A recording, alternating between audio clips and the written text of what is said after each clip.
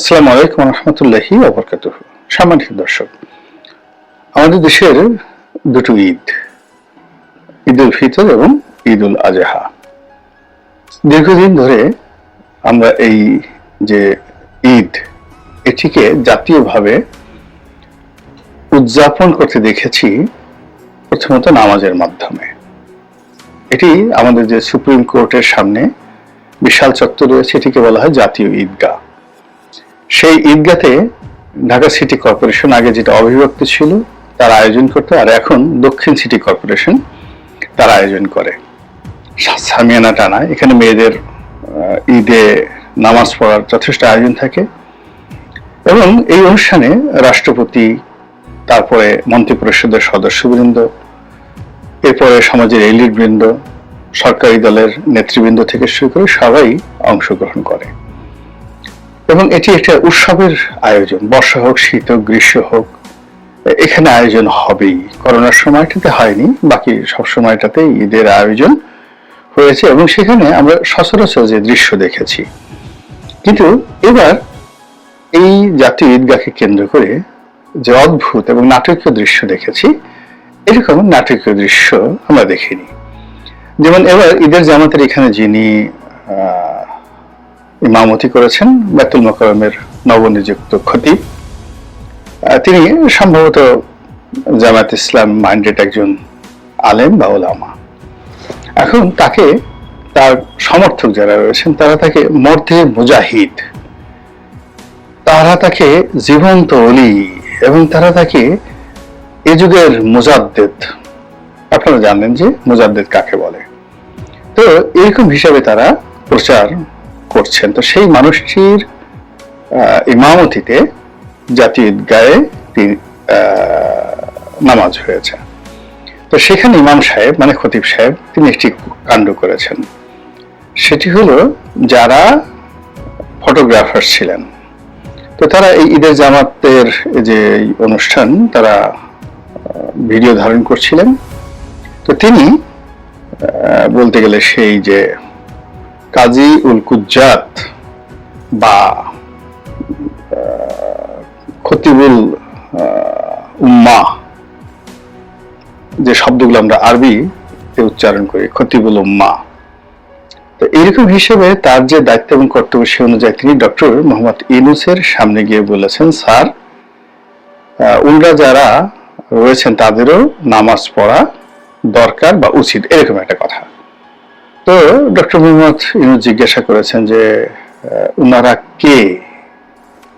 তখন খতিব সাহেব বলেছেন, সম্ভবত তারা মুসলমান। তো মুসলমান যদি হয় তাহলে তো ঈদের নামাজ পড়া ওয়াজিব যে কোনো ভাবে।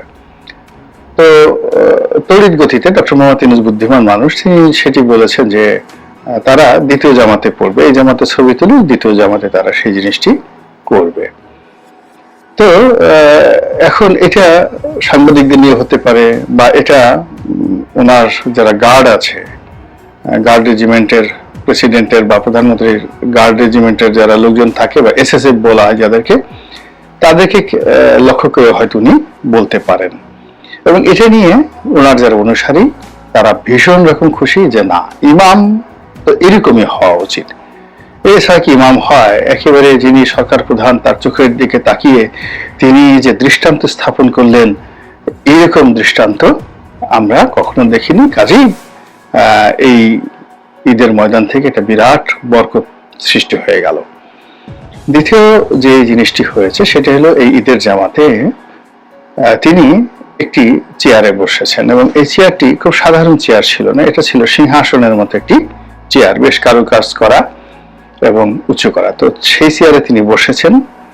আবার চেয়ারের পাশে সোফা, যেভাবে আমরা বসি, চেয়ার বা সোফা যেগুলো রাজস্বিক ভাবে তৈরি করা হয়, সেগুলোর পাশে একটা সাইড টেবিল থাকে। তো ওনার জন্য আবার একটা সাইড টেবিল রাখা হয়েছে। কিন্তু ঈদের জামাতের যে সাধারণ বৈশিষ্ট্য, এখানে আমির, ফকির, রাজা, বাদশা, নবী, রাসূল, উম্মত সবাই সমান, সবাই একই কাতারে দাঁড়াবেন এবং সবারই টাকনুর উপরে কাপড় থাকবে, সবার কাঁধের সঙ্গে কাঁধ মেলানো থাকবে জামাতে। এবং এইরকম কোন রাজা বাদশা একেবারে মধ্যখানে বসে চেয়ারে বসে নামাজ আদায় করেছেন, এরকম দৃশ্য আমরা মধ্যযুগেও দেখিনি। যখন সম্রাট শাহজাহান দিল্লির মসজিদে নামাজ পড়তেন তখন এরকম ঘটনা নাই।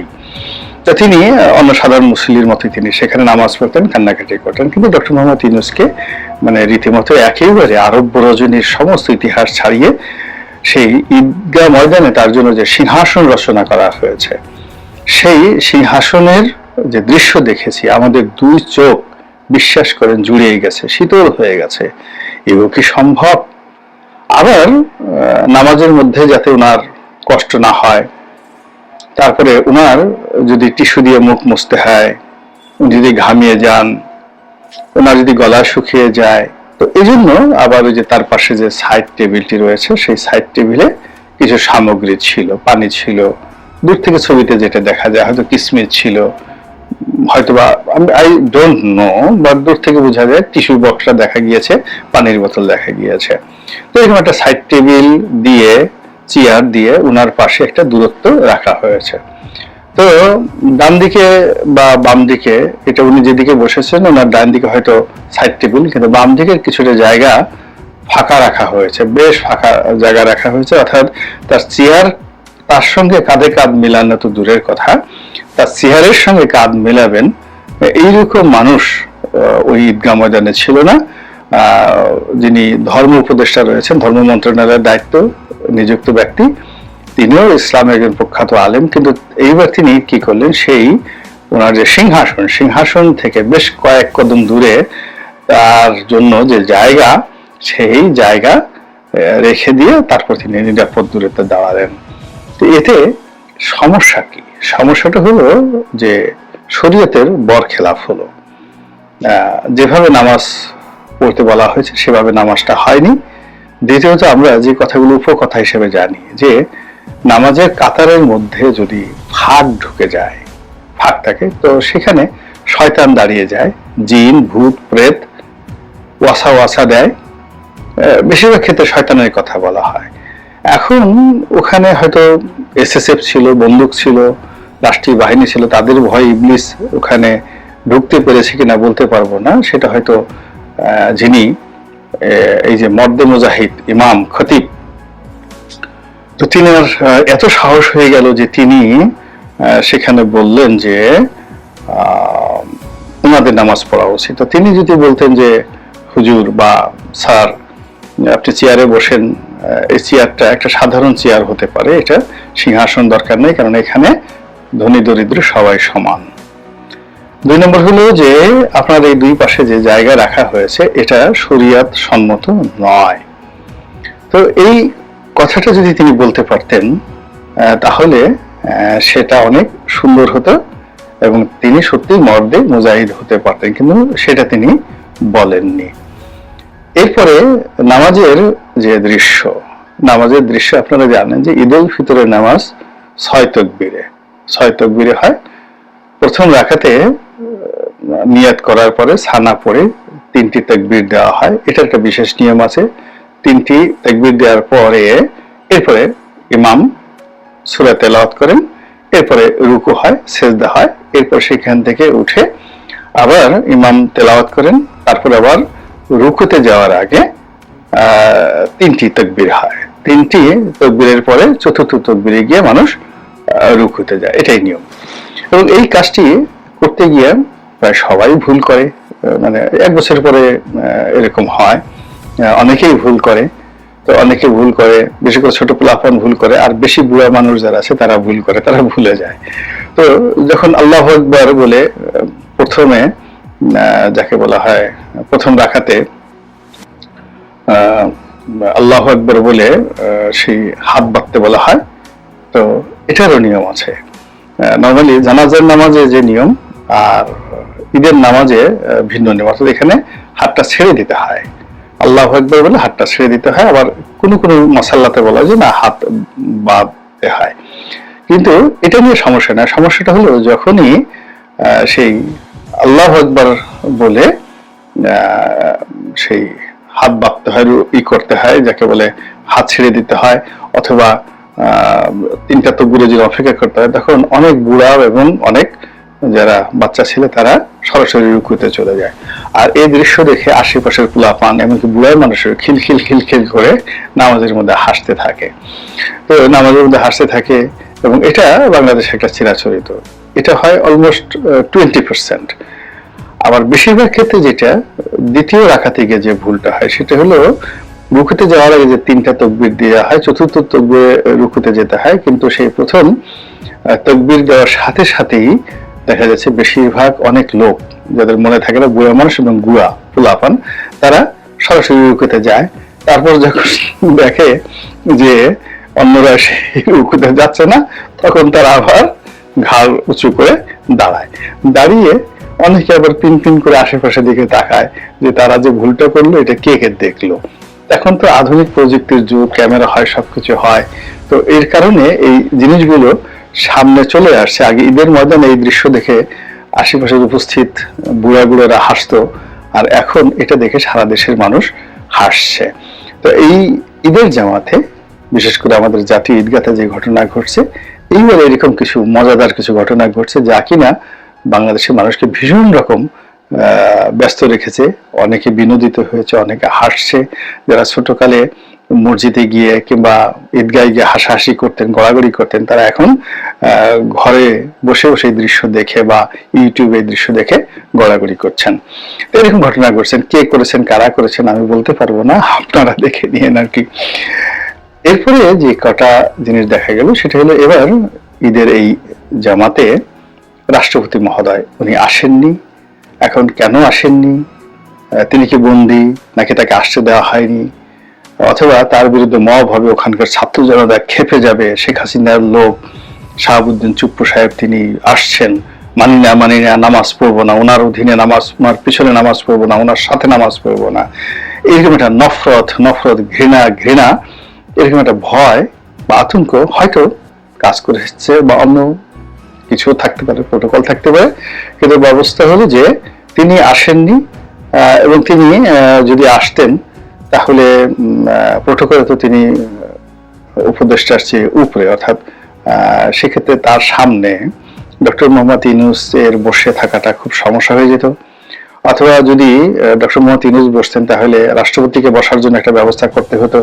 আর রাষ্ট্রপতি তো শক্তিশালী মানুষ, শরীর স্বাস্থ্য ভালো, তিনি হয়তো দাঁড়িয়ে দাঁড়িয়ে নামাজ পড়েন, বসে বসে নামাজ পড়েন না। ফলে যে কোনো কারণে এটা বিসাদৃশ্য হতে পারে, হয়তো তাকে সেখান থেকে দূরে রাখা হয়েছে। কিন্তু এটা নিয়ে আলোচনা হচ্ছে, সমালোচনা হচ্ছে যে ওই ঈদের জামাতে নেতৃত্ব দেওয়ার বা প্রথম সারিতে থাকার যে হক, সবচেয়ে বড় হকদার ব্যক্তি হলেন শাহাবুদ্দিন চুপ্পু। সংবিধান অনুযায়ী তিনি প্রধান ব্যক্তি, তিনি নির্বাচিত, সংবিধান অনুযায়ী নির্বাচিত। তো কাজেই তাকে এই ঈদের দিনে যেভাবে তারকে বঞ্চিত করা হলো, তার হক বঞ্চিত করা হলো, এটি নিয়ে ভীষণ রকম আলোচনা হচ্ছে। এবং বলা হচ্ছে যে ঈদের জামাতে বা জাতীয় ঈদগাহে যে পেশি শক্তি, রাষ্ট্রশক্তি, তারপরে সেখানে রাজনৈতিক ইচ্ছা, রাজনৈতিক অনিচ্ছা, ব্যক্তির পছন্দ অপছন্দ, এটা যে জাতীয় পর্যায়ে এভাবে দৃশ্যমান হবে, এটা কিন্তু আমরা কল্পনা করতে পারিনি কখনো। কিন্তু দিন যত যাচ্ছে ততই বাংলাদেশে আমরা অভিনব সব জিনিসপত্র দেখতে পাচ্ছি, এবং সেই জিনিসগুলো হচ্ছে।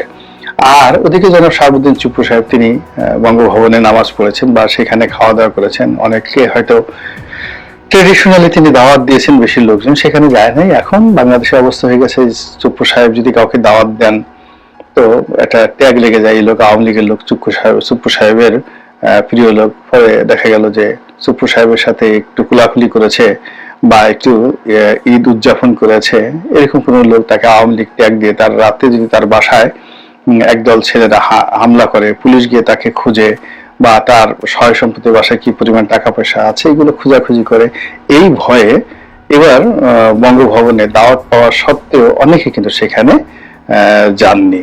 তো সব মিলিয়ে কেমন এই ঈদটা আপনার কাছে লাগলো, এটি এখন দেখার বিষয়। এবং ঈদের এই যে জামাতে যে দখলবাজি, ঈদের এই জামাতে যে পেশি শক্তি প্রদর্শন, ইচ্ছা অনিচ্ছার যে মহড়া এবার হয়ে গেল, এটি কি চলতে থাকবে না আগামীতে নতুন একটি দিনে, নতুন একটি সূর্যের অভ্যুদয়ে একটি ঈদ, এমন একটি ঈদ আমরা পালন করব, উদযাপন করব, যে ঈদটি আসলে মুহাম্মদ রাসূলুল্লাহ সাল্লাল্লাহু আলাইহি সাল্লামের শরীয়ত এবং তার যে সুন্নত সেই অনুযায়ী অনুষ্ঠিত হবে।